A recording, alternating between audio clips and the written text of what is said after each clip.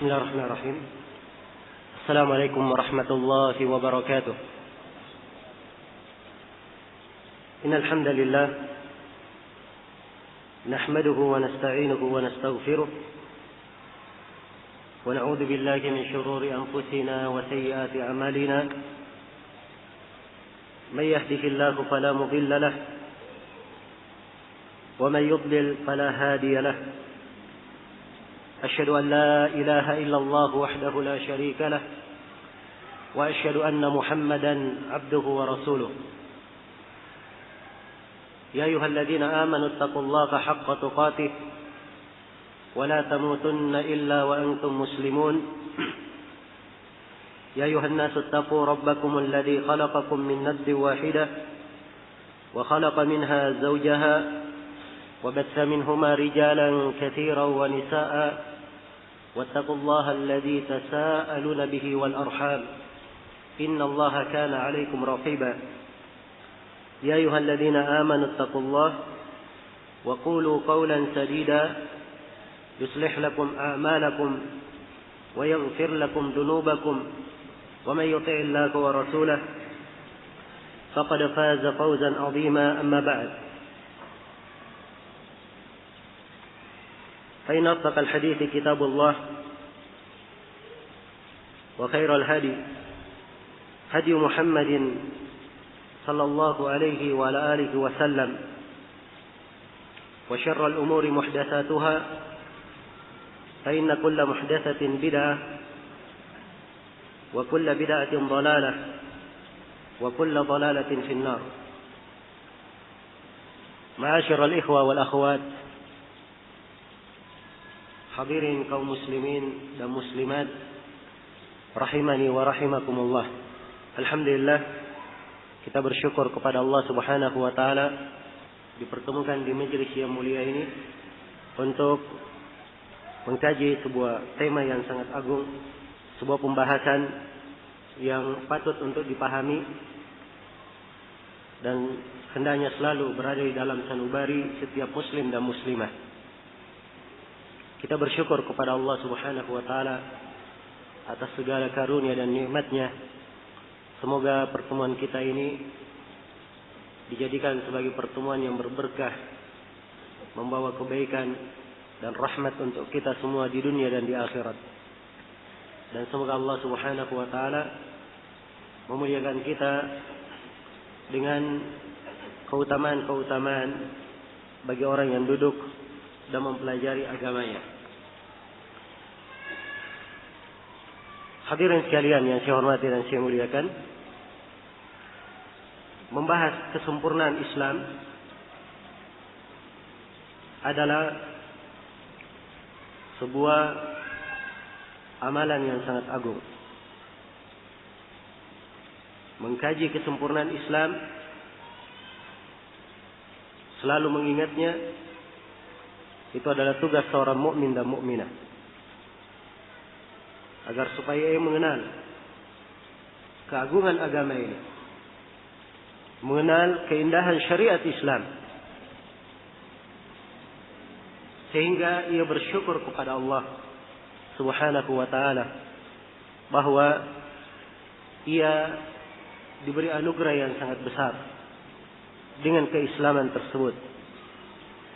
Qul bi fadlillahi wa bi rahmatihi fabidzalika falyafrahu huwa khairun mimma yajma'un. Katakanlah, dengan keutamaan Allah dan rahmat-Nya hendaknya mereka bergembira dengannya.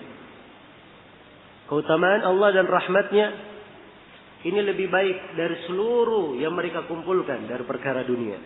Maka ini adalah nikmat yang sangat agung, karunia yang sangat besar, yang harusnya selalu kita mengingatnya. Dan dari kesyukuran terhadap nikmat Islam ini, hendaknya kita mengenal dan selalu mengetahui kesempurnaan agama kita. Dan ini pembahasan kesempurnaan Islam, pembahasan yang sangat luas. pembahasan yang sangat luas dan tentunya tidak mungkin saya bisa menjelaskan seluruh hal yang terkait dengan kesempurnaan Islam. Apalagi kita dibatasi dengan waktu singkat, maka di sini saya akan menjelaskan beberapa sudut penting yang dengannya kita akan memahami keagungan agama ini dan akan memahami keindahan dari syariat Islam ini. Karena itu di sini ada beberapa pembahasan yang saya akan sampaikan terkait dengan tema. Sudut yang pertama saya akan terangkan tentang keutamaan Islam. Kemudian sudut yang kedua saya akan jelaskan dalil-dalil tentang kesempurnaan agama dari Al-Quran dan hadits Rasulullah SAW. Kemudian sudut yang ketiga, dan ini termasuk inti pembahasan, saya akan menyebutkan 20 sifat kesempurnaan agama. Dan ini 20 bukan pembatasan, tapi hal yang menjelaskan dan mengingatkan akan kesempurnaan agama. Kalau masih ada waktu, insyaallah taala di pembahasan yang keempat saya akan menyinggung bagaimana pengaruh dan konsekuensi yang muncul dari kesempurnaan agama. Adapun pembahasan yang pertama tentang keutamaan Islam. Agama Islam ini adalah agama yang Allah Subhanahu wa taala utamakan dari segala sisi. Yang pertama dari sisi syariatnya. Allah utamakan syariat Islam ini di atas seluruh syariat yang lainnya. Kemudian yang kedua dari sisi pemeluknya. Pemeluk agama Islam ini Allah utamakan di atas seluruh pemeluk agama samawi sebelumnya. Kemudian yang ketiga, keutamaan Islam dari sisi sebuah umat yang menganutnya. Karena umat Islam adalah umat yang paling afdal, paling utama yang pernah ada di muka bumi ini. Dari sisi keutamaan syariat, Allah Subhanahu wa taala berfirman, "Inna ad-dina 'indallahil Islam." Sesungguhnya agama di sisi Allah adalah agama Islam. Adalah al-Islam. Dan Islam di sini adalah dengan makna umum. Kata Islam di dalam ayat surah Al-Imran yang saya sebutkan tadi adalah Islam dengan makna umum, yang mencakup seluruh bagian dari syariat agama. Yang para ulama mendefinisikan Islam itu secara bahasa bahwa dia adalah penyerahan diri, ketundukan. Dan di dalam istilah penggunaan kalimat Islam mempunyai dua penggunaan. Ada penggunaan umum dan ada penggunaan khusus. Di penggunaan umumnya ini yang disebut dalam ayat tadi, "Inna ad-dina 'indallahil Islam." Sungguhnya agama di sisi Allah adalah Islam. Di penggunaan khususnya, Islam adalah amalan-amalan yang zahir, simbol-simbol zahir yang dilakukan oleh seorang hamba disertai dengan keyakinan hati yang membenarkan amalan zahirnya. Dan ini biasa dijabarkan dengan rukun Islam yang 5. Ini Islam dengan maknanya yang khusus. Tapi Islam dengan makna khusus, makna umum, dia adalah agama itu seluruhnya. Ia adalah agama seluruh nabi dan rasul. Karena itu para ulama mendefinisikannya dengan makna umum. Mereka katakan bahwa Islam al-istislamu lillahi bit-tauhid wal-inqiyadu lahu bit-ta'ah wal-bara'atu minasyirki wa ahlihi. Islam itu adalah berserah diri kepada Allah dengan mentauhidkannya, dengan memurnikan ibadah hanya kepadanya. Dan Islam itu adalah terikat ketaatan kepada Allah Dia tunduk kepada Rabbnya.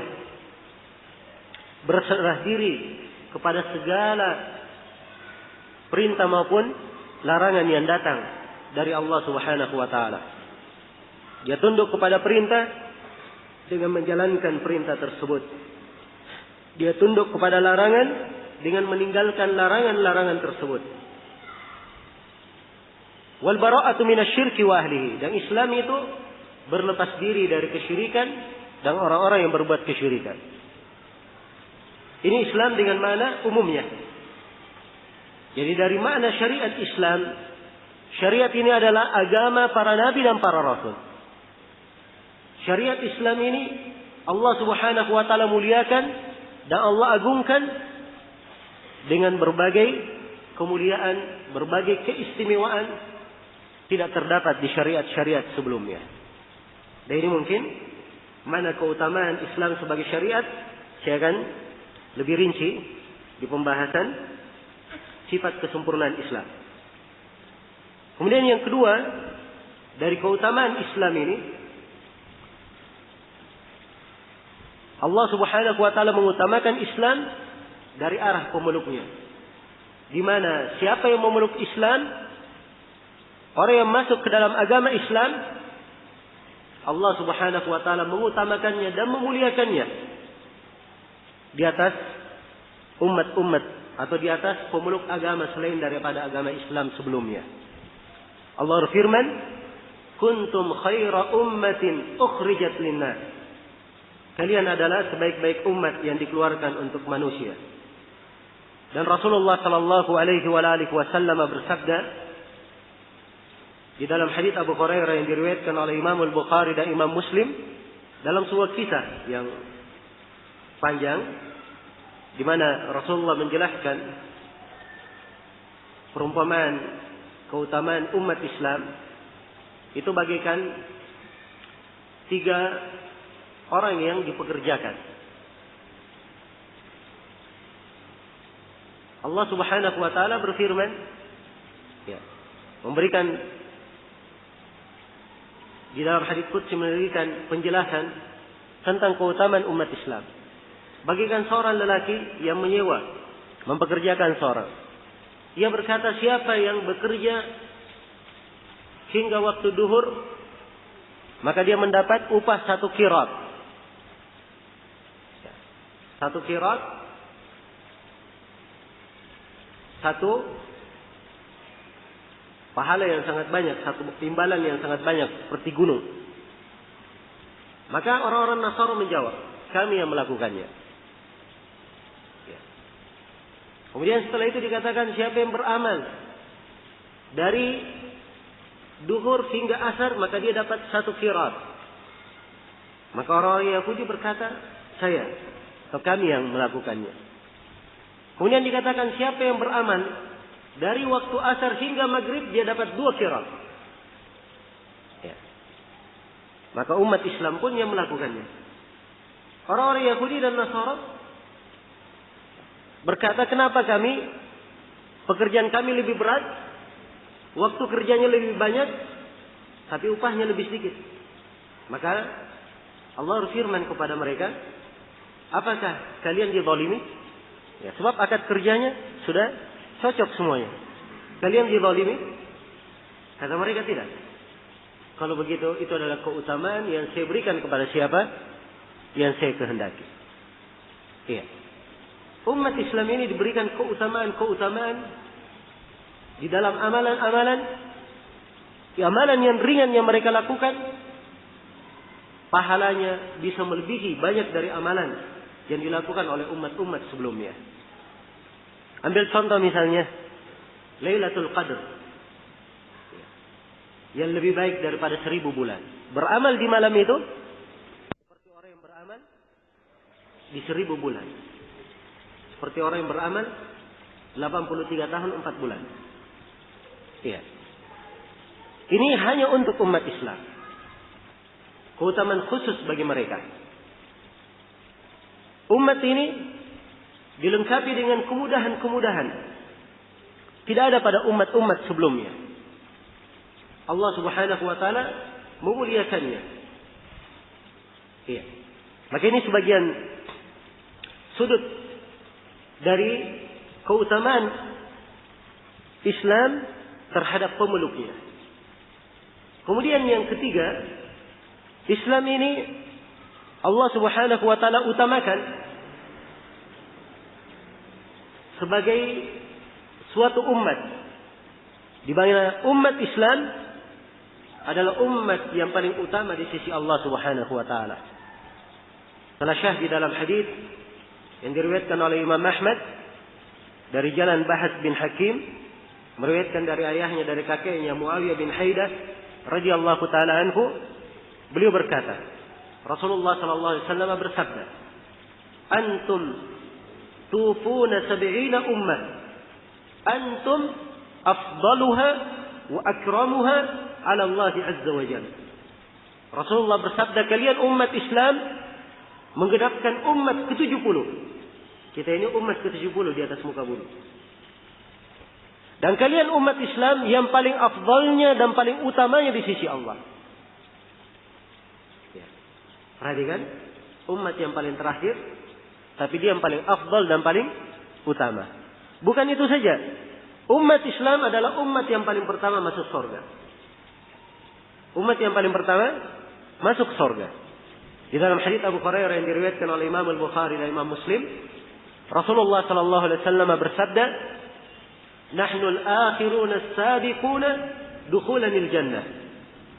Kami adalah umat yang terakhir, tapi kami yang paling dahulu masuk ke dalam surga. Paling dahulu masuk ke dalam surga. Iya. Maka sebagai umat Islam ini dimuliakan dengan berbagai keutamaan-keutamaan. Dimuliakan dengan berbagai keagungan di dalam syariat. Dan ini pembahasan luas kalau ingin diuraikan tentang keutamaan-keutamaan Islam. Sebab buku-buku yang ditulis dalam pembahasan keutamaan Islam itu buku-buku yang tebal dan sebagiannya berjilid-jilid. As-Suyuti menulis tentang al-khasais terkait dengan Nabi dan khasais ummah dalam 3 jilid. Khusus beliau uraikan tentang keutamaan umat ini di atas umat yang lainnya. Maka ini adalah hal yang saya kira perkara yang dimaklumi di kalangan umat Islam akan keagungan agamanya, ya, besarnya nikmat yang Allah Subhanahu wa taala berikan kepada mereka. Dan keagungan nikmat ini dan keutamaan Islam ini semakin nampak keutamaannya tatkala kita melihat di dalam syariatnya yang sangat sempurna, tidak ada kekurangan di dalamnya. Syariat Islam yang telah disempurnakan oleh Allah Subhanahu wa taala. Dan ini pembahasan yang kedua. Saya akan menjelaskan dalil-dalil dari Al-Quran dan hadits Rasulullah sallallahu alaihi wasallam yang menunjukkan akan kesempurnaan agama ini. Di antara dalil yang menunjukkan akan kesempurnaan agama adalah firman Allah Subhanahu wa taala di surah Al-Maidah. Firman Allah Subhanahu wa taala di surah Al-Maidah di ayat ketiga. Al-yawma akmaltu lakum dinakum wa atmamtu alaikum ni'mati wa raditu lakum al-Islam dinan. Allah firman, pada hari ini telah kusempurnakan agama kalian dan telah kucukupkan nikmatku atas kalian, serta saya telah ridha Islam sebagai agama kalian. Perhatikan bagaimana kesempurnaan agama dan besarnya nikmat umat Islam dengan agama Islam ini. Allah firman, "Al-yawma akmaltu lakum dinakum." Pada hari ini telah kesempurnakan agama kalian. Maka agama telah sempurna. Tidak ada kekurangan di dalamnya. Tidak ada kekurangan di dalamnya. Wa atmamtu alaikum ni'mati. Dan saya telah sempurnakan nikmatku untuk kalian. Nikmat telah sempurna. Sebagai umat, agama Islam ini adalah nikmat sempurna bagi mereka. Wa raditu lakumul Islam dinan. Dan saya telah ridha Islam sebagai agama kalian. Menunjukkan Apapun agama selain daripada Islam, itu tidak diridhai oleh Allah Subhanahu wa taala. Hanya Islam yang diridhai.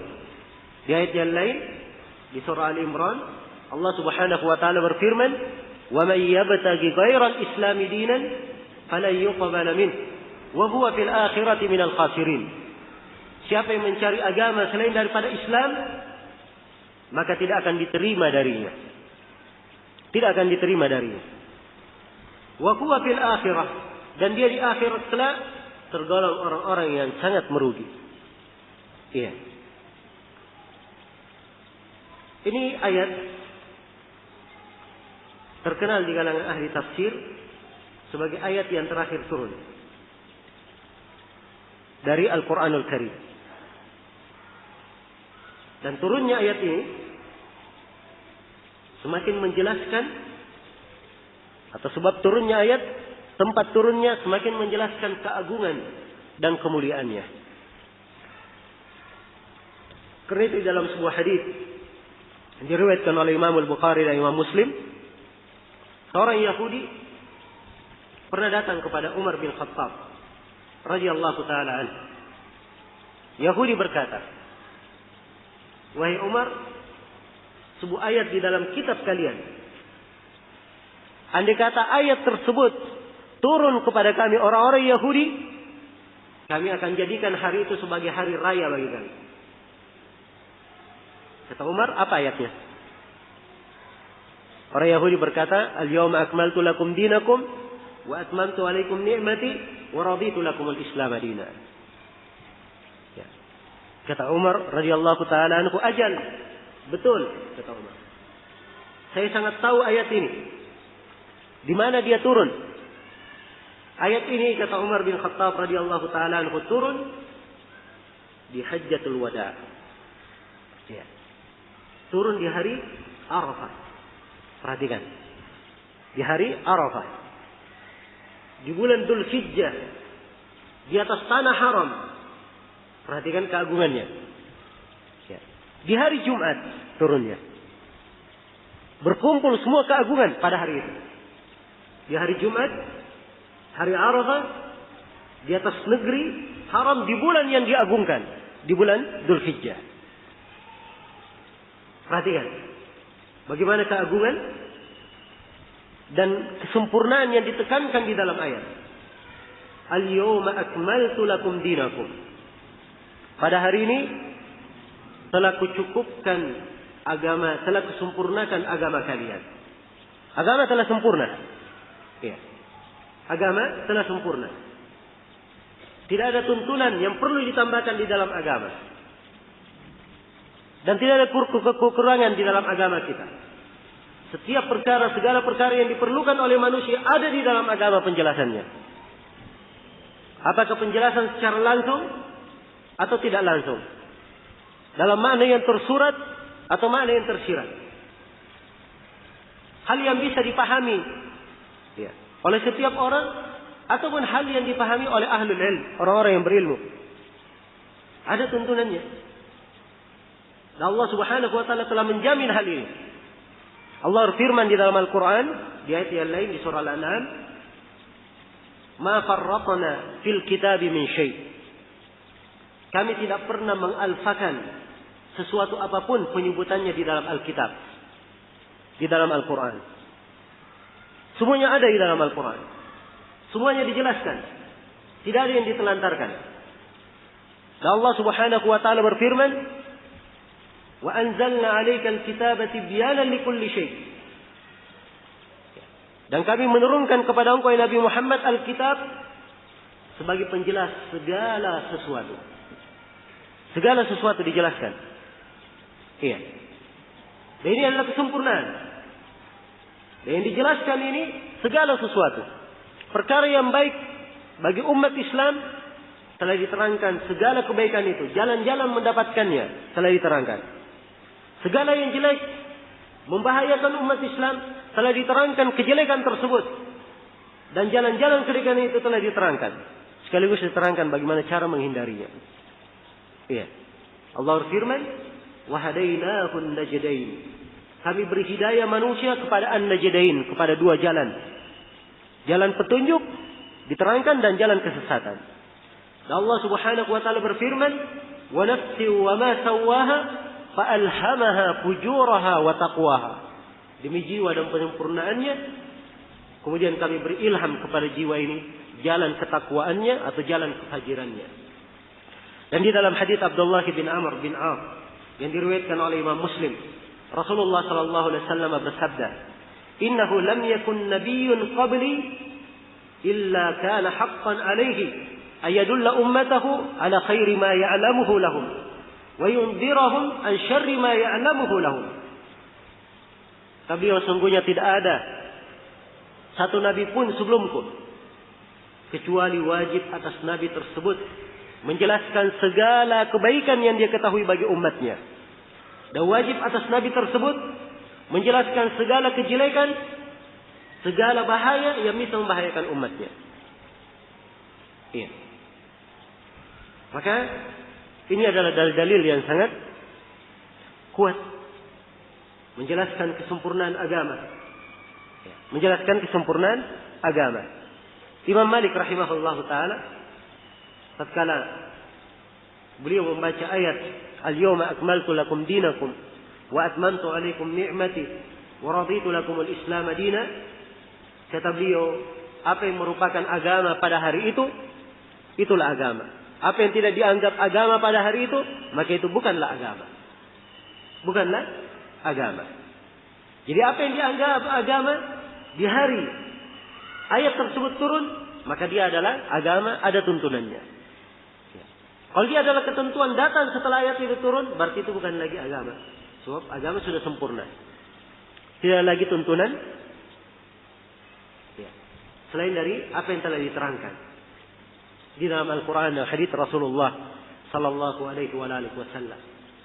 Ya. Karena itu beliau berkata, siapa yang menganggap ada perkara baru di dalam agama itu baik, ya, tidak diterangkan di dalam agama, maka dia telah menyangka Nabi Muhammad berkhianat dalam menyampaikan agama. Dan ini sering terjadi.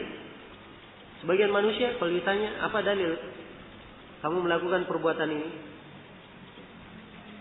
Oh, tidak ada dalilnya.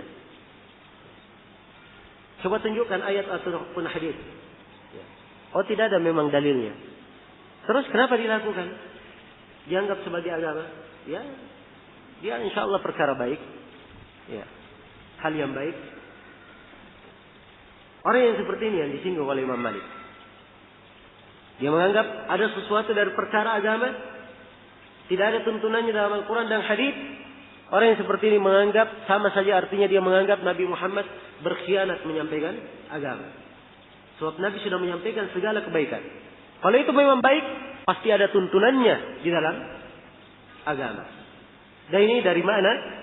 Yang menunjukkan kesempurnaan agama kita.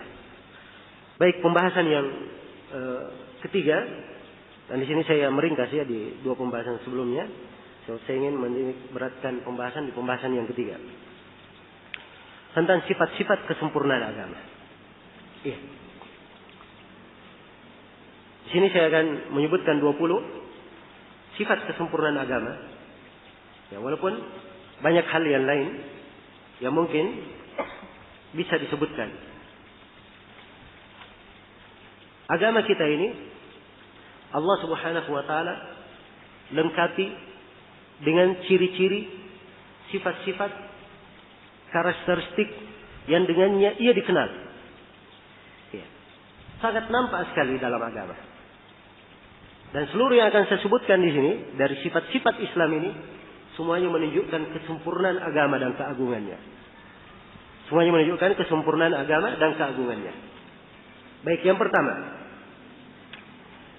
dari sifat Islam adalah kekokohan syariat. Kekokohan dan ketegaran syariat. Syariat Islam, syariat yang sangat kokoh. Syariat yang sangat tegar, tidak pernah gamang. Syariat yang tidak pernah berubah. Dia adalah dasar tuntunan yang telah tetap di sisi Allah Subhanahu wa taala. Tidak berubah-ubah, tidak berwarna-warna. Iya.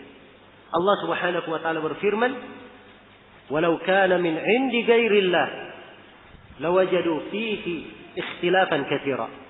Andai kata Islam itu datangnya dari selain Allah, maka mereka akan mendapatkan di dalam Islam perselisihan yang sangat banyak.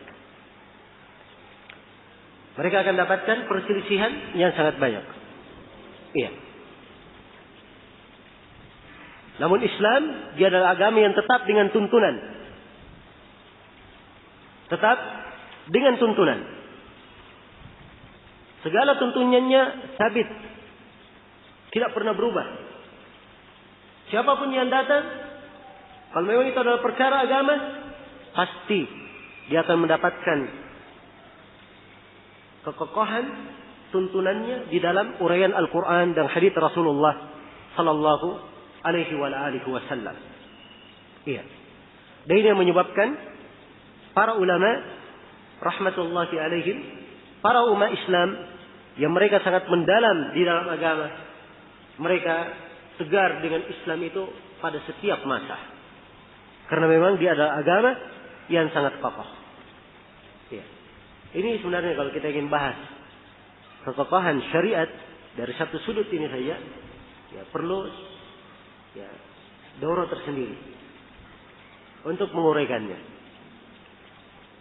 Sebab keteguhan Islam dari arah akidah, ya, itu bisa diuraikan dari berpuluh-puluh sisi di dalam tuntunan agama kita. Dia adalah keyakinan yang tidak pernah berubah. Hal yang disepakati oleh para ulama dari masa ke masa. Iya. Hal yang disepakati oleh para ulama dari masa ke masa. Karena itulah akidah Islam tidak ada silang pendapat di kalangan para ulama dalam pokok-pokok akidah itu. Tidak ada silang pendapat. Dan ini terus berjalan dari masa ke masa hingga hari ini. Dan siapa yang menyimpan dari jalan Islam ini, nampak ciri kesesatannya tatkala dia keluar dari jalan tersebut. Iya. Baik. Jadi agama kita adalah agama yang sangat kokoh dan tegar segala tuntunan dan syariatnya. Segala tuntunan dan syariatnya. Apa saja masalah yang berkembang, tidak ada yang berselisih pendapat setelahnya. Dimaklumi dalam masalah akidah tidak ada silang pendapat dalam pokok-pokok akidah. Dalam masalah fikih, cabang-cabang fikih ada sebagian pembahasan yang memang mengandung dua kemungkinan atau tiga kemungkinan dalam pemahaman dalil. Ya. Dan ini kalau ada silang pendapat dalam hal ini di batasan silang pendapat yang terpuji. Sebab semuanya mengarah kepada dalil. Semuanya mengarah kepada dalil. Apa saja dari pembahasan yang terjadi di tengah umat, pasti dalam Islam ada pembahas, ada uraian dan tuntunannya. Ya. Setiap kejadian baru yang terjadi di tengah umat, pasti Islam telah ada dasar-dasar tuntunan yang sangat kokoh di dalam menguraikan masalah tersebut. Ya.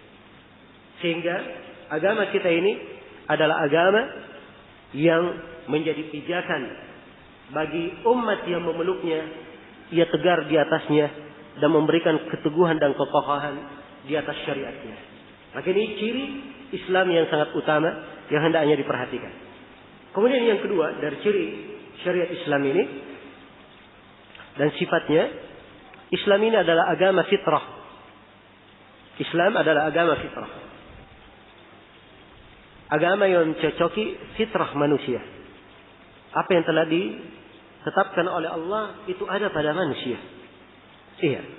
Allah Subhanahu wa taala berfirman di surah Ar-Rum, "Fa'aqim wajhaka lid-din hanifa." Tegakkanlah wajahmu menghadap, tegakkanlah wajahmu kepada agama yang hanif, agama yang lurus. Fitratallahi allati fatara an-nasa 'alaiha. Itu adalah fitrah Allah. Ya Allah buat manusia terfitrah di atasnya. La tabdila li khalqillah. Tidak ada perubahan terhadap ciptaan Allah. Dalika ad-dinul qayyim. Itulah agama yang lurus. Walakin aktsarun nasi la ya'lamun. Tetapi kebanyakan manusia tidak mengetahuinya. Iya. Agama ini adalah agama yang mencocoki fitrah manusia. Sejalan dengan akal sehat mereka. Sejalan dengan tabiat mereka, hal yang diterima. Ya. Hal yang diterima oleh manusia. Itulah Islam. Jadi siapa yang menampilkan Islam selain daripada hal ini, dia telah menampilkan sebuah tuntunan yang tidak masuk ke dalam sifat dan ciri Islam itu sendiri. Dan Rasulullah SAW bersabda di dalam hadits Abu Hurairah riwayat Bukhari dan Muslim, "Kullu mauludin yuladu 'alal fitrah." Setiap yang dilahirkan itu terlahir di atas fitrah. Fa abawahu yuhawidanihi aw yunassiranihi aw yumajjisanihi. Dia asalnya di atas fitrah, maka kedua orang tuanya lah yang membuat dia menjadi Yahudi, yang membuat dia menjadi Nasrani, atau dia membuat dia menjadi Majusi. Ya. Asal lembaran manusia ini di atas fitrah. Ya. Yang merubahnya warna yang diberikan kepadanya, dia menjadi Yahudi, Nasara maupun Majusi, itu adalah pengaruh luar dari fitrahnya. Pengaruh di luar daripada fitrahnya. Iya. Karena itulah agama ini dan syariat Islam ini adalah syariat yang secara umum sejalan dengan fitrah manusia. Tidak ada hal yang melanggar dan keluar dari fitrah di dalam syariat kita. Ya. Kalau ada hal yang berat pada sebagian orang, maka itu kondisi dan keadaan sebagian orang. Mungkin karena dia sakit atau lemah atau yang semisal dengannya. Tapi secara umum manusia, agama ini sejalan dengan fitrah mereka. Sejalan dengan fitrah mereka. Iya. Dan ini sifat Islam ini di atas fitrah nampak pada seluruh cabang pensyariatan. Di dalam pokok pensyariatan dan cabang-cabangnya nampak sekali bahwa dia adalah agama yang dibangun di atas fitrah. Di dalam tauhid misalnya. Ya. Di dalam tauhid, memurnikan ibadah kepada Allah, meluruskan keyakinan terhadap Allah Subhanahu wa taala. Islam adalah agama yang sesuai dengan fitrah. Agama yang sesuai dengan fitrah. Di dalam akidah Islam diterangkan bahwa Allah Subhanahu wa taala di atas langit. Iya. Dan ini keyakinan diyakini oleh fitrah manusia. Diyakini oleh fitrah manusia. Ya, walaupun banyak dari manusia sekarang, bahkan dari kaum muslimin, ya, terdengar dari mereka ucapan Allah itu di mana-mana. Bahasa umumnya Tuhan di mana-mana. Ya. Dan ini keyakinan keluar dari tuntunan Islam, keluar dari fitrah manusia. Keluar dari fitrah manusia.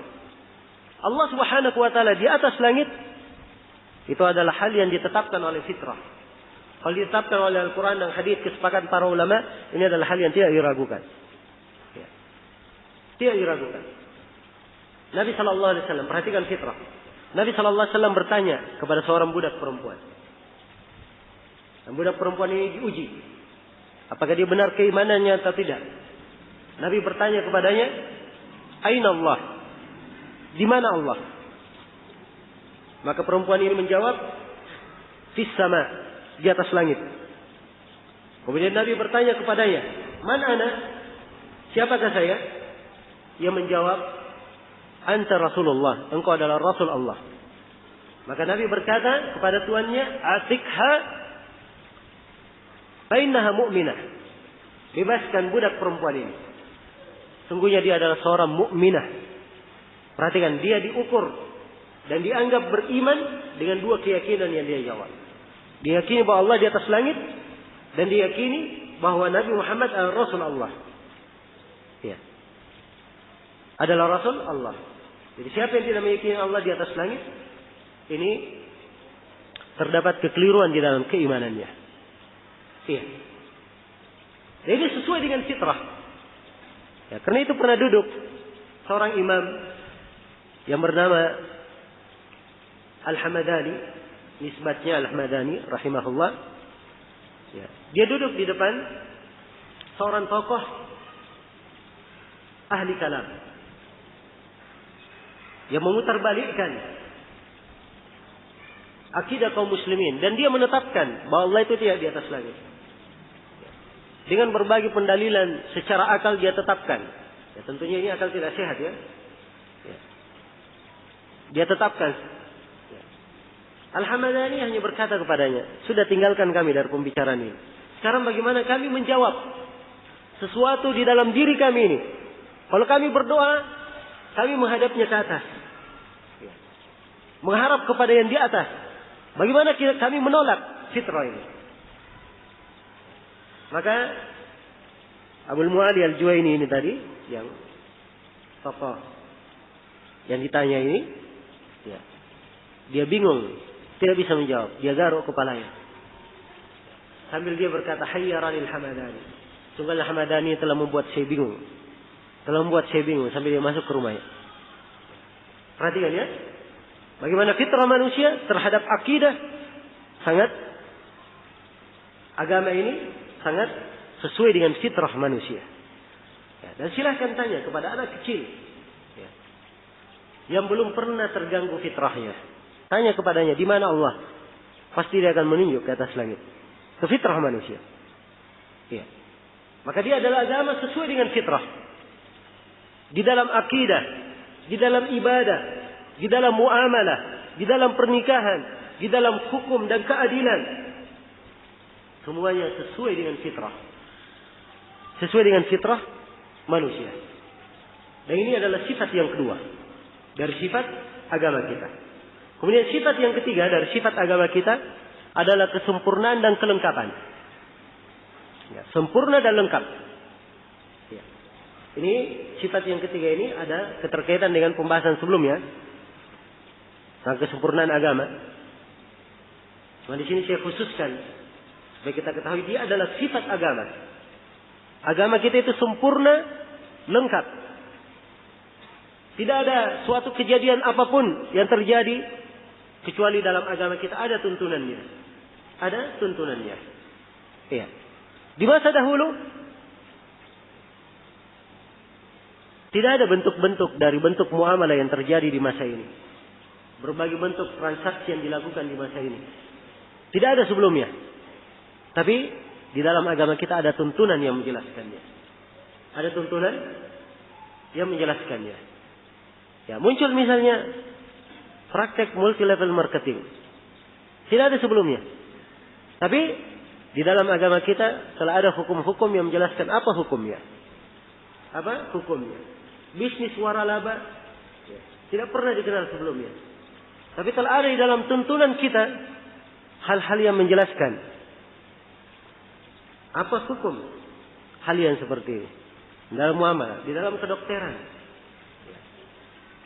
Ada yang disebut dengan nama bayi tabung. Tidak ada sebelumnya. Dari masa Nabi dan masa para sahabat tidak ada yang dikenal dengan bayi tabung ini. Bersama dengan itu, hukum tentang bayi tabung tersebut dengan 8 bentuknya yang dikenal dalam ilmu kedokteran, itu semuanya punya hukum tersendiri. Diterangkan. Syariat kita ada menjelaskannya. Iya. Syariat kita ada menjelaskannya. Apa saja yang terjadi di tengah manusia, syariat ini menjelaskan secara lengkap. Ya, secara lengkap. Ya. Nah, suatu kisah yang bagus untuk dicermati. Yang disebut oleh Syekh Ibnu Utsaimin rahimahullah. Ada seorang alim yang makan di restoran. Ya, didatangi oleh orang Nasrani. Katakan kepadanya, katanya agama kamu sempurna. Ya. Semuanya diterangkan, dijelaskan. Kata si alim, iya benar. Benar itu. Kata Nasrani, kalau begitu serahkan, kamu terangkan makanan yang kamu makan ini sekarang dia terbuat dari apa tuntunannya dalam agama kamu yang menjelaskannya. Ya. Katanya si alim, iya benar, agama kami menjelaskan ini makanan terbuat dari apa, ada tuntunannya. Ya, kata si alim, mana kokinya? Panggil tukang masaknya, ditanya ini makanan terbuat dari apa, dia terangkan semuanya, selesai. Kata si alim, dalam agama kita Allah berfirman, fasalu ahlad dzikri in kuntum la ta'lamun. Tanyalah kepada orang yang mengetahui kalau kamu tidak mengetahui. Ini kan dasar tuntunan yang mengarahkan kepada penyelesaian. Iya kan? Dasar tuntunan yang mengarahkan kepada penyelesaian. Di dalam agama kita ada dasar-dasar yang dengannya manusia bisa berkembang. Ya. manusia bisa berkembang.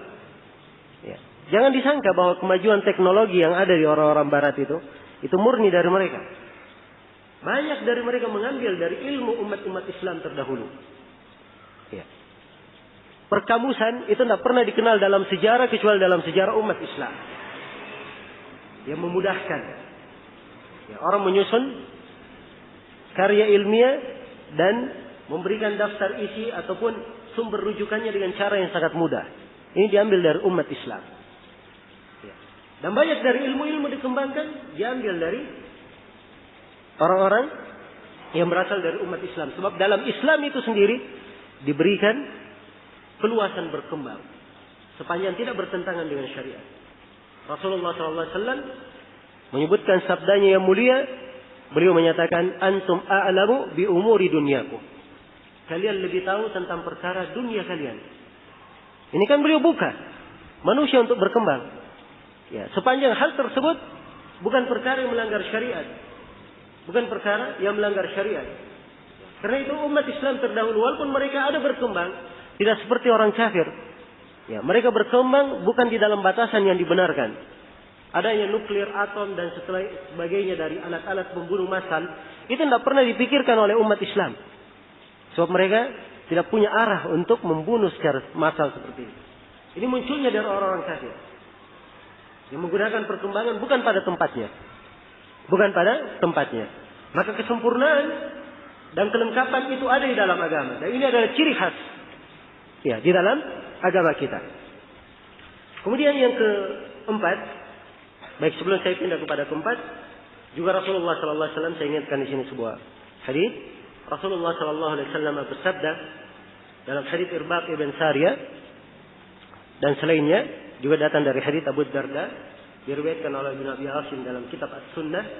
Rasulullah bersabda, "Laqad taraktukum 'alal bayda, lailuha kanahariha, la yazigu anha illa halik." Sungguh saya telah meninggalkan kalian di atas suatu yang sangat putih. Malamnya sama dengan siangnya. Ini ciri syariat. Sangat putih terang. Saking terangnya di malam hari sama dengan siang hari. Kejelasan syariat. La yazigu anha illa halik. Tidak ada yang menyimpang darinya kecuali dia akan binasa. Tidak ada yang menyimpang darinya kecuali dia akan binasa. Iya. Baik.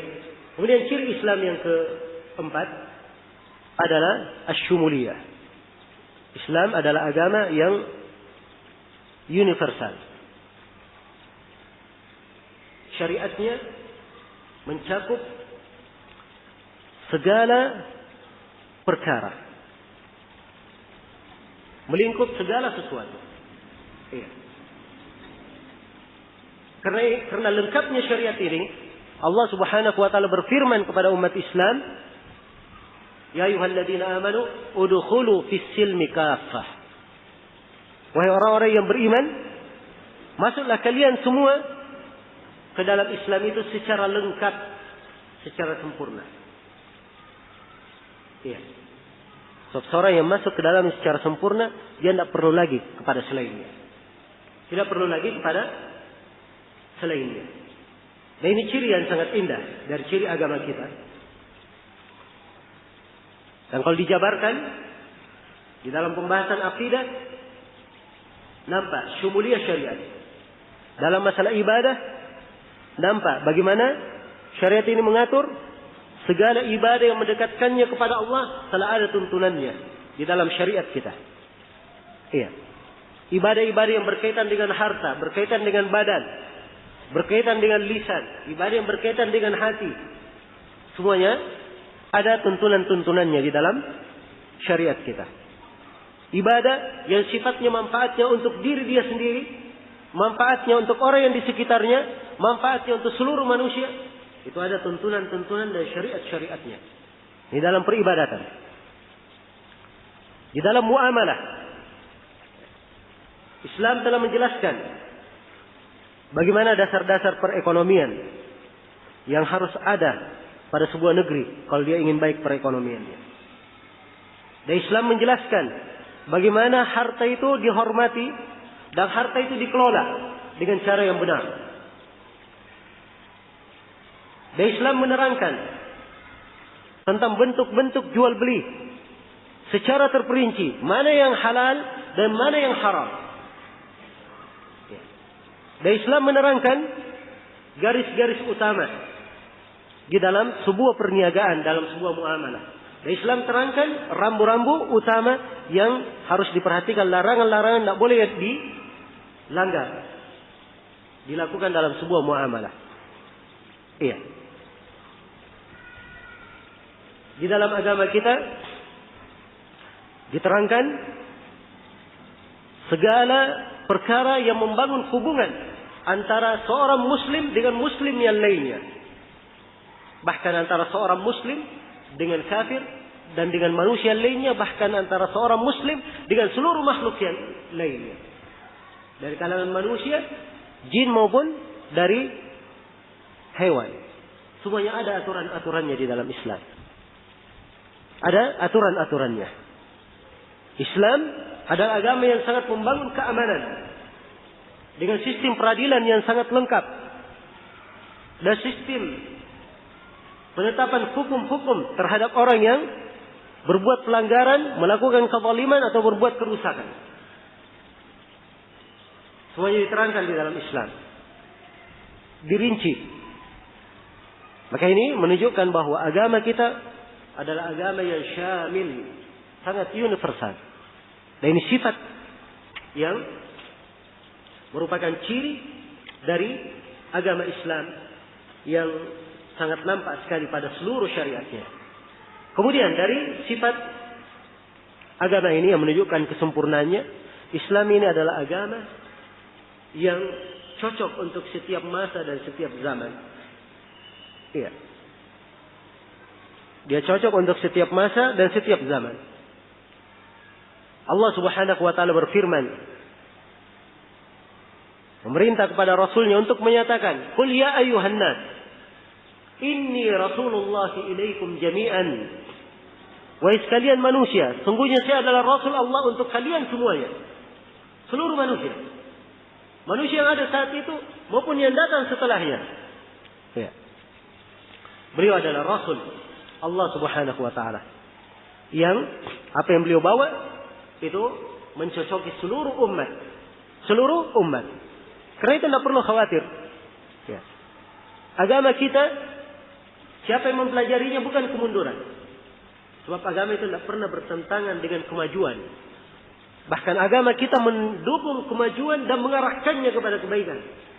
Mengarahkannya kepada kebaikan. Dan kita saksikan sekarang ini banyak kemajuan tapi kerusakan lebih banyak. Itu disebabkan tidak ada agama yang menyertainya. Tidak ada agama yang menyertai kemajuan tersebut. Iya. Maka ini adalah sebuah dasar penting yang hendaknya kita ingat. Bahwa agama kita adalah agama yang relevan untuk setiap masa dan setiap umat. Kemudian ciri yang keenam dari ciri agama kita, agama ini adalah agama yang Allah Subhanahu wa taala lengkapi dengan kemudahan. Tidak ada kesusahan dan hal yang memberatkan di dalamnya. Allah berfirman, "Yuridullahu bikumul yusr wa la yuridu bikumul usr." Allah menghendaki untuk kalian kemudahan. Allah tidak menghendaki untuk kalian kesusahan. Dan Allah Subhanahu wa taala berfirman, "Wa ma ja'ala Allahu 'alaikum min haraj." Tidaklah Allah menjadikan untuk kalian ada kesusahan. Dan Allah Subhanahu wa taala berfirman kepada Rasulnya, "Ma anzalna 'alaikal Qur'ana litashqa." Kami tidak menurunkan Al-Quran kepada kamu supaya kamu menjadi sengsara. Tidak. Dia adalah syariat yang memberikan kemudahan. Mudah dalam segala hal. Al-Quran itu Allah mudahkan. Allah berfirman, "Walaqad yassarna al-Qur'ana lidzikr." Sungguh kami telah memudahkan Al-Quran bagi siapa yang ingin berzikir, mengingat kepada Allah Subhanahu wa taala. Dan Rasulullah sallallahu alaihi wasallam bersabda, "Inna ad-dina yusrun wa la yushadda ad-din ahadun illa ghalabah. Sungguhnya agama itu mudah dan tidak seorang pun ekstrim dalam agama kecuali pasti dia akan terkalahkan dengan kemudahan syariat ini. Iya. Dia adalah syariat yang dimudahkan.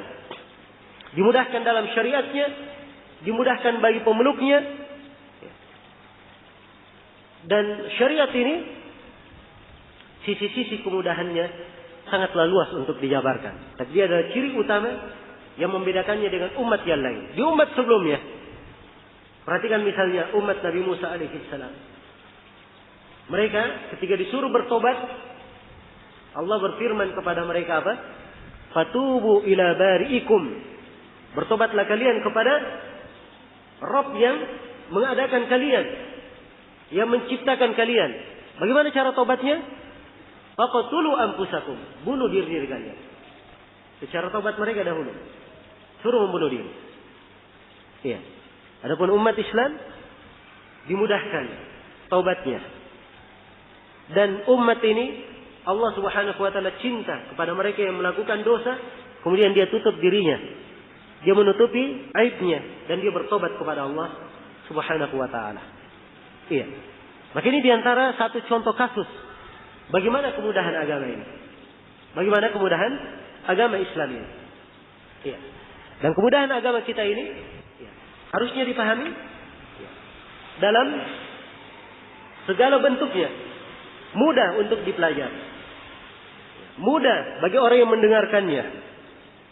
Mudah bagi orang yang beramal dengannya. Dan agama ini memudahkan hubungan dengan orang lain. Karena itu siapa yang terasa dia mempelajari agama, dia merasa ada berat di dalamnya. Atau ketika dia belajar agama, dia merasa ada berat dengan orang di sekitarnya, maka ini hendaknya dia lebih banyak lagi mempelajari agama. Supaya dia tepat dalam memahami agama itu sebagaimana mestinya. Dan pasti akan membawakan hal yang memudahkan dan menyejukkannya bersama manusia. Iya. Dan ini ciri umum bagi seorang muslim dan muslimah. Kalau terjadi kekurangan atau dia melihat sesuatu yang belum tergambar apa yang saya sebutkan tadi dari sifat-sifat Islam, maka dia tidak menjelekkan syariat, tapi dia menjelekkan dirinya sendiri. Ya, masih banyak kekurangan, mungkin ilmunya belum sampai ke sana, dan dia sendiri mungkin adalah orang yang terjadi padanya faktor-faktor lain sehingga Allah Subhanahu wa taala memberikan padanya hukuman, cobaan maupun musibah. Nah, ini dari hal yang hendaknya kita perhatikan. Kemudian dari sifat Islam yang sangat agung dan utama yang hendaknya kita perhatikan. Dan ini yang keenam atau yang ketujuh, bahwa agama kita ini adalah agama yang dibangun di atas dasar keadilan. Dibangun di atas dasar keadilan. Tidak ada kezaliman di dalam agama kita. Allah Subhanahu wa taala memerintah, "Innallaha ya'muru bil 'adl." Sesungguhnya Allah memerintah dengan berbuat adil. Dan Allah menjadikan Al-Quran penuh dengan keadilan. Wa tammat kalimatu rabbika sidqan wa adala. Dan telah sempurna kalimat Rabbmu, kejujuran, penuh dengan keadilan. Penuh dengan keadilan. Iya. Maka seluruh hukum-hukum syariat itu adalah keadilan. Adalah keadilan. Siapa yang berpegang dengan hukum-hukum syariat tersebut, maka itu artinya dia telah menegakkan keadilan di dalamnya. Dia telah menegakkan keadilan di dalamnya. Adapun perbuatan zalim tidak dikenal di dalam agama kita. Apakah zalim bermakna dia berbuat dosa kepada Allah? Apakah zalim bermakna dia menzalimi dirinya sendiri? Apakah zalim bermakna dia menzalimi manusia yang lainnya? Iya. Sebab zalim itu menempatkan sesuatu bukan pada tempatnya.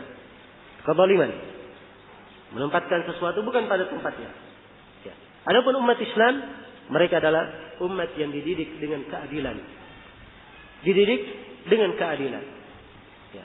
Kita diperintah untuk berlaku adil pada seluruh perkara, bahkan kepada musuh sekalipun. Ya.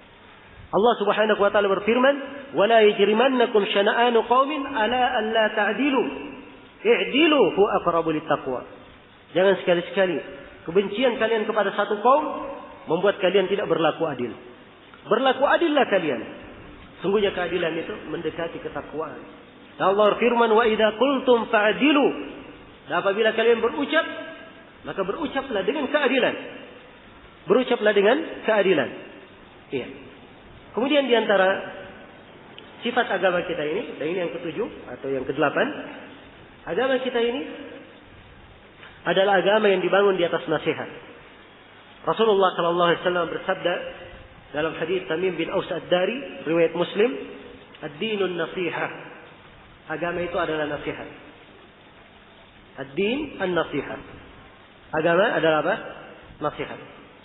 Nasihat itu arti asalnya dalam bahasa Arab, seorang mengikhlaskan, memurnikan sesuatu untuk orang lain. Ya. Itu nasihat namanya.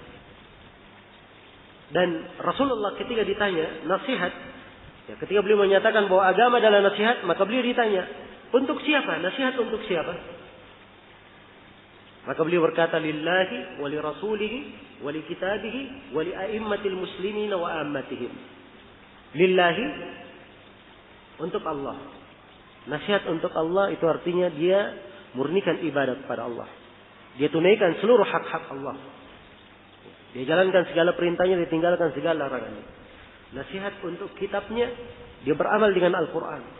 Mengagungkannya, membesarkannya, membacanya, menghafalkannya, tadabbur terhadapnya. Dan selainnya dari kewajiban seorang muslim terhadap Al-Quran. Nasihat untuk Rasulnya adalah dia mendengar dan melaksanakan segala yang dituntunkan oleh Rasulullah. Meninggalkan segala yang beliau larang. Ya. Kemudian dia mendahulukan Rasulullah di atas seluruh manusia yang lainnya. Dan tidak boleh dia melakukan agama, tuntunan apapun kecuali dibangun di atas tuntunan beliau. Nasihat untuk para imam kaum muslimin, para pemimpin adalah menasihati mereka kepada kebaikan. Mengajak mereka kepada kebaikan. Kalau mereka berbuat kesalahan, maka ditegur kesalahannya secara rahasia. Ya. Dinasihati. Apabila mereka tetap dalam kesalahannya, maka didoakan untuk mereka kebaikan. Itu bentuk dari nasihat terhadap penguasa. Dan nasihat untuk keumuman kaum muslimin. Ya. Nasihat kepada seluruh kaum muslimin secara umum adalah dengan mengarahkan kepada mereka kepada jalan-jalan kebaikan, mencegah mereka dari perbuatan yang jelek, menegakkan amar ma'ruf nahi munkar. Ini bagian dari nasihat terhadap kaum muslimin. Jadi seluruh agama ini, sifat Islam ini, dia adalah agama nasihat. Membangun nasihat, ya, dan mengajak, ya, manusia kepada kebaikan. Ini adalah ciri yang sangat agung di dalam agama kita. Kemudian yang kesembilan, dari ciri Islam ini, agama kita ini adalah agama yang dibangun di atas dasar al-mahabbah, di atas dasar kecintaan. Ya. Siapa yang beragama dengan agama Islam, maka dia pasti akan cinta kepada Islam itu sendiri. Cinta kepada Allah dan Rasulnya. Dia akan cinta kepada sesama kaum muslimin. Ya. Kecintaan ini sangat mendasar sekali. Cintaan dan bagaimana agama menimbulkan kecintaan di tengah manusia, ini adalah hal yang sangat dimaklumi di dalam agama kita. Ya, berbagai tuntunan-tuntunan yang disyariatkan itu menggambarkan bagaimana Islam ini membangun, ya, kecintaan di tengah manusia. Dan ini adalah hal yang menunjukkan kesempurnaan agama, menunjukkan kesempurnaan agama. Kemudian sifat yang ke-10 dari sifat Islam ini, bahwa agama kita ini adalah agama yang mengajak kepada hikmah dan kesabaran. Agama yang mengajak kepada hikmah dan kesabaran. Hikmah itu artinya dia letakkan segala sesuatu pada tempatnya. Itu hikmah. Ya. Nah, agama ini adalah agama yang mengajak kepada kesabaran. Tuntunan untuk berlaku hikmah ini sangatlah banyak di dalam syariat kita. Agar supaya kita berlaku hikmah dan bersabar di dalam menjalankan ketaatan, dalam meninggalkan larangan, bersabar di dalam menerima ketentuan Allah Subhanahu wa taala. Ya. Dan makna-makna ini sangat luas penjabarannya di dalam agama. Dan dia adalah ciri utama yang nampak. Karena itulah siapa yang tidak nampak padanya hikmah, ya, maka ini orang yang belum tergambar padanya apa yang dimaksud dengan agama Islam itu, dan dia sendiri belum terlalu mengenal bagaimana kesempurnaan agama itu. Bagaimana kesempurnaan agama kita. Iya. Rasulullah sallallahu alaihi wasallam, Allah Subhanahu wa taala berfirman, "Ud'u ila sabili rabbika bil hikmati wal mau'izatil hasanah." Berdakwalah kalian ke jalan Rabb kalian dengan hikmah dan dengan mau'izah al-hasanah, dengan nasihat yang baik. Wajadilhum billati hi ahsan. Dan berdebatlah kepada mereka dengan sesuatu yang ahsan. Ini ayat menjelaskan dua sifat dari sifat Islam. Yang pertama hikmah. Kemudian yang kedua diskusi dan debat. Jadi pertama diperintah ud'u ila sabili rabbika bil hikmah. Berdakwalah engkau ke jalan Rabbmu dengan hikmah. Hikmah itu dia letakkan segala sesuatu pada tempatnya. Ya. Dari hikmah dia berlemah lembut kepada manusia dalam menyampaikan. Ya. Dan pada sebagian orang yang membangkang dan dengan uslub yang tegas dia bisa tersadar, maka dari hikmah ditegaskan kepadanya tuntunan. Iya. Dan saya tekankan bahwa hikmah meletakkan segala sesuatu pada tempatnya.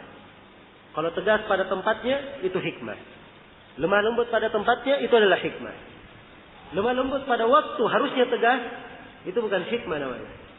Ya, enggak ada lemah lembut di dalam penerapan hukum hudud. Ya. Sudah ditetapkan, sudah dijatuhkan hukum potong tangan misalnya, atau hukum qisas bagi seorang, oh tidak boleh lemah lembut, kita memaafkan saja. Tidak ada. Ini harus ditegakkan hukum Allah. Ya. Di sini harus tegas, dan itu sebenarnya rahmat bagi manusia. Ya, sebab dengan hukum itu dijalankan, maka akan terlindungi hak manusia yang dia zalimi. Ya. Dan akan menjadi pelajaran bagi manusia yang lainnya. Jangan sampai berbuat kezaliman seperti yang dilakukan oleh orang yang dihukumi. Dan ini dari keagungan agama kita. Ya. Jadi bil hikmah wal mau'izatil hasanah, dengan mau'izah al hasanah. Pada seorang yang perlu untuk disampaikan, untuk diskusi kepadanya, disampaikan dengan mau'izah hasanah. Dan kadang harus masuk kepada sifat dia berdebat, tapi billati hi ahsan, dengan sesuatu yang baik. Karena itu tidak benar kalau dikatakan ahli sunnah, ya, sama sekali tidak ada yang berdebat. Itu tidak benar. Ibnu Abbas mendebat kaum Khawarij. Ibnu Abbas mendebat kaum Khawarij. Rujuk dari mereka 5.000. Ya, sekitar 5.000 orang-orang Khawarij. Rujuk. Didebat oleh Ibnu Abbas. Ya. Maka sebagian manusia kadang perlu diberlakukan uslub seperti ini. Ya. Dan ini dari ciri Islam. Bagaimana Islam itu mengajak manusia kepada kebaikan. Maka jangan sekali-sekali menampilkan agama ini sebagai agama ya, yang sulit seorang itu berdiskusi dengannya. Ya, sulit seorang itu menyampaikan hal-hal yang mungkin dia masih ada ganjalan di dalamnya. Tidak. Hendaknya diketahui bahwa agama ini adalah agama yang sifatnya nampak. Ada hikmah padanya, dan agama ini membuka diskusi yang baik dengan manusia. Membuka diskusi yang baik dengan manusia. Baik, ini sudah 2 ciri. Yang 10 dan 11. Kemudian yang ke-12 dari sifat Islam ini, ya, Islam adalah agama yang tegak di dalam mewujudkan kemaslahatan dan di dalam menyempurnakan hajat manusia. Ini pembahasan mungkin ya, perlu dicermati, sebab banyak dari umat Islam sendiri tidak mengenal ya, keindahan Islam dari sisi ini, kesempurnaan Islam dari sisi ini. Harus diketahui bahwa seluruh perkara agama itu ada maksud pensyariatannya. Ada maksud pensyariatannya. Kenapa dilarang minum khamar? Dilarang minum minuman keras? Ada maksud pensyariatan. Untuk melindungi akal manusia. Kenapa dilarang berzina? Ada maksud pensyariatan. Menjaga kehormatan dan menjaga keturunan. Kenapa harus melakukan jihad? Memerangi orang-orang kafir pada jihad yang dibenarkan. Ada kemaslahatan terkait dengan agama.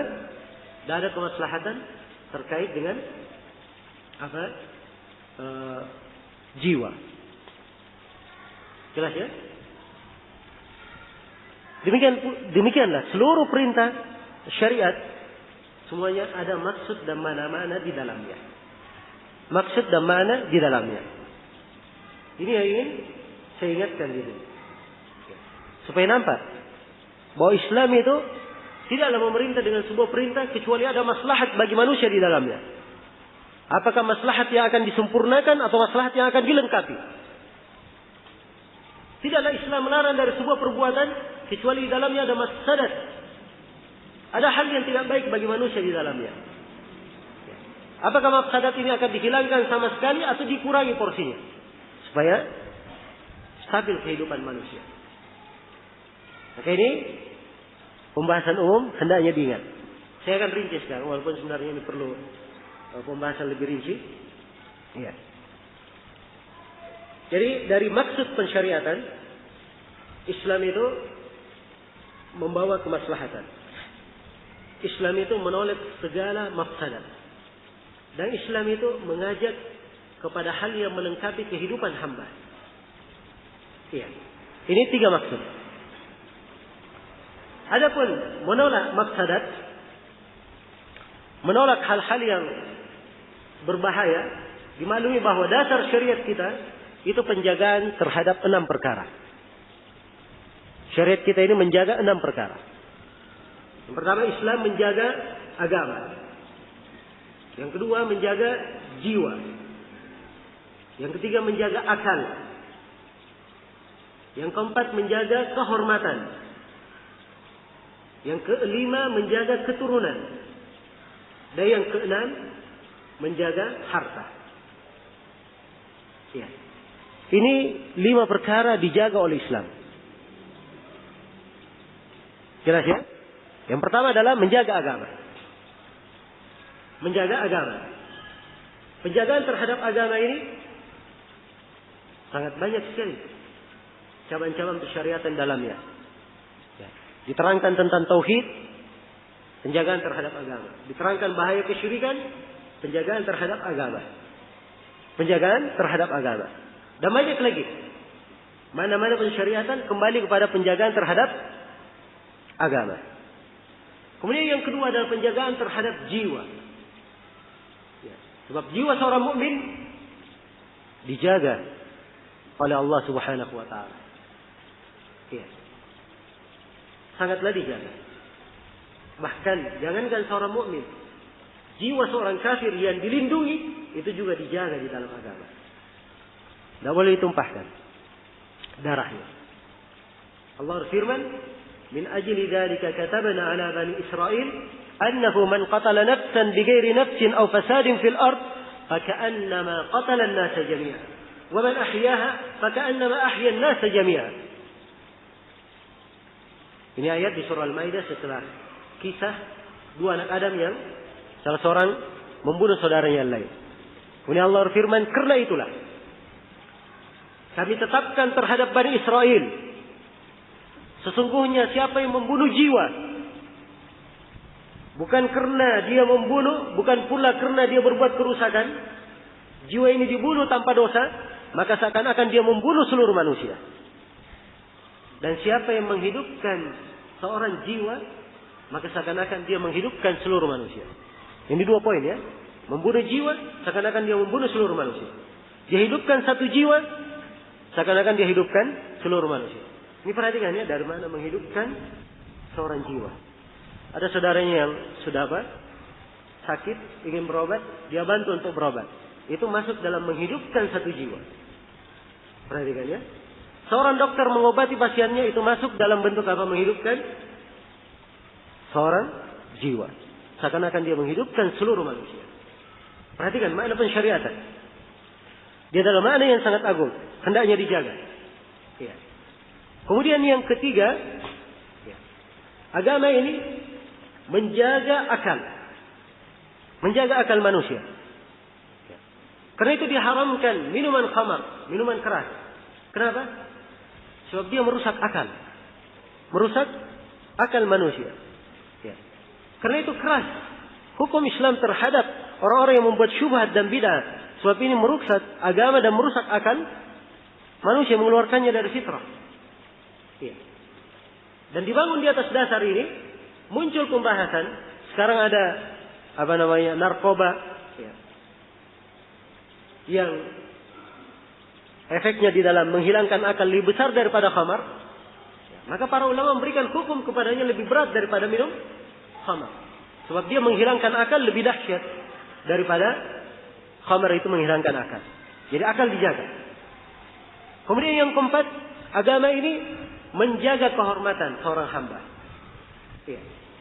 Dimaklumi dalam syariat kita, seorang yang menuduh perempuan baik-baik berzina, dia tidak punya 4 saksi, maka dia harus dicambuk 80 kali. Penjagaan terhadap kehormatan. Ya. Penjagaan terhadap kehormatan. Dan ini banyak lagi makna yang seperti ini. Kemudian ada penjagaan terhadap keturunan. Ya. Orang yang berbuat zina itu dilarang. Ya. Pertama, dia merusak kehormatan manusia. Dan yang kedua, dia merusak keturunan manusia. Tidak jelas ini anaknya siapa. Ya. Anaknya siapa. Akan rusak dari arah warisan, akan rusak dari arah perwalian, akan rusak dari banyak arah. Dan ini menimbulkan mafsadat di tengah manusia. Belum lagi hal-hal yang lain terkait dengan keagamaan yang rusak karena perbuatan zina. Kemudian yang terakhir, penjagaan terhadap harta. Karena itu mencuri dijatuhkan hukum potong tangan bagi orang yang mencuri. Ini penjagaan terhadap harta. Orang yang melakukan bisnis, kemudian dia bersyirikat, ya, kemudian merugi dalam persyirikatan, dan sebab kerugian disebabkan karena keteladanan dia harus menanggung kerugian tersebut. Nah, ini bentuk dari penjagaan harta. Ya. Dilarang dari perbuatan mubadzir, penghargaan terhadap harta. Ya. Penghargaan terhadap harta. Ya. Jelas ya?